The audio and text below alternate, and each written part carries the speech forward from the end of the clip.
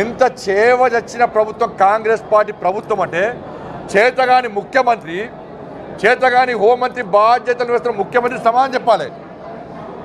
నీ ప్రభుత్వ హయాంలో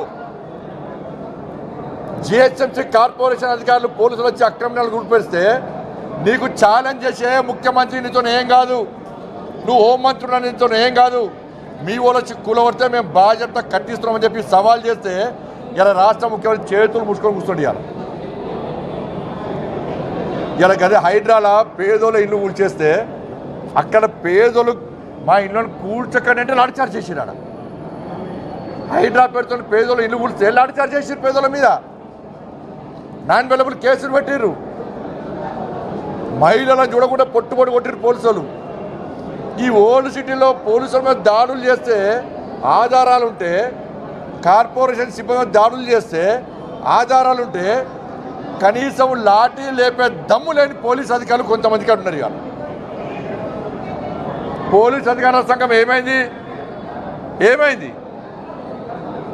పోలీసుల మీద దాడులు చేస్తే కూడా లాఠీచార్జ్ చేసే దమ్ము లేకుంటే ఎందుకు ఈ పోలీస్ వ్యవస్థ? ఓల్డ్ సిటీ ఇచ్చిపెట్టిండా చెప్పాలి రాష్ట్ర ముఖ్యమంత్రి. ఎంఏం పాటలకు అప్పయిపోయింది. అదనే నేను ఓల్డ్ సిటీలో ఏం చేయ డ్రగ్స్ దందా చేసినా కూడా హిందూ అమ్మాయిని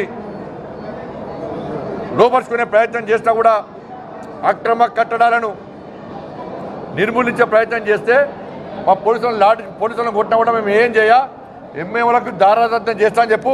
చాలా ఓల్డ్ సిటీలో మా దమ్మెందమని చూపడతాం, పోలీసులను రక్షించుకుంటాం, కార్పొరేషన్ రక్షించుకుంటాం. ఇంత దౌర్భాగ్యం మా రాష్ట్ర ముఖ్యమంత్రి చేతగాంతరం. పోలీసులను కొడితే నువ్వు ఒప్పుకుంటావా?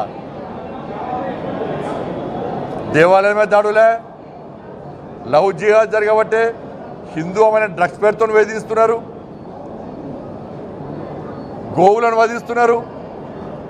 నిన్న కూకట్పల్లిలో లవ్ జిహాద్ పేరుతోని నవాబ్ అని పేరున్నది, నవాజ్ అంటాడు. హిందూ అమ్మాయిని పెళ్లి చేసుకొని ఇలా గ్యాంగ్ రేప్ చేసే ప్రయత్నం చేస్తే ఏమైంది పోలీస్ వ్యవస్థ? ఏమైంది ప్రభుత్వం? ఎందుకు అరెస్ట్ చేస్తలేరు? ఇక హిందూ అమ్మాయిలు ఓనిగా, హిందువులకు రక్షణ వద్దిగా, వాళ్ళ ఓటు బ్యాంక్ పాలిటిక్స్ వాళ్ళే కావాలి, ఓట్లు మీకు మా అద్దిగా. వాళ్ళ బయటకు వచ్చి నేను దేవాలయాలను కట్టు కాదు. హిందూ సమాజం ఇవాళ తెలంగాణ రాష్ట్రంలో ప్రమాదంలో ఉంది, దాన్ని కాపాడు. ఫస్ట్ దాని గురించి మాట్లాడు. బాసర పోయేట ఆదిలాబాద్ నట వేల కోట్ల రూపాయలతోనే అభివృద్ధి చేస్తాడు. ఈ పాత బస్తీని అభివృద్ధి చేయవు. నువ్వు ఉండే భాగ్యనగరాన్ని అభివృద్ధి చేస్తలేవు, ఒక్క పైసా ఇస్తలేవు. కేంద్ర ప్రభుత్వ నిధులు తప్ప ఒక్క పైసానన్నా హైదరాబాద్కి ఇచ్చినావా? ఇక్కడ ఏడోడట అక్కడ చేస్తాడు, ఆదిలాబాద్ చేస్తాడట. ఇది పెద్ద జోక్. ఇది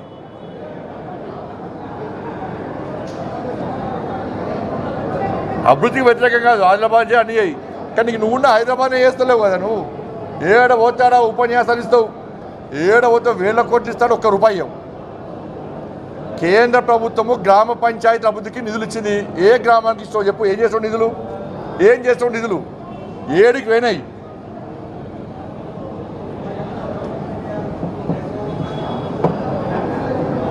బట్ రాష్ట్ర ముఖ్యమంత్రి వెంటనే స్పందించాలి. నిన్న పోలీస్ అధికారుల మీద, కార్పొరేషన్ సిబ్బంది మీద దాడి జరిగిన విషయాన్ని ముఖ్యమంత్రి తీవ్రంగా పరిగణించాలి. లేకుంటే పాత బస్తీ మొత్తం ఆగమాయమే ప్రమాదం ఉంది. ఇలా గుండాలు రెచ్చిపోయే ప్రమాదం ఉంది. ఇవాళ మీరు తొలగించినటువంటి ఆ నిర్మాణాన్ని మళ్ళా కట్టిస్తున్నారు.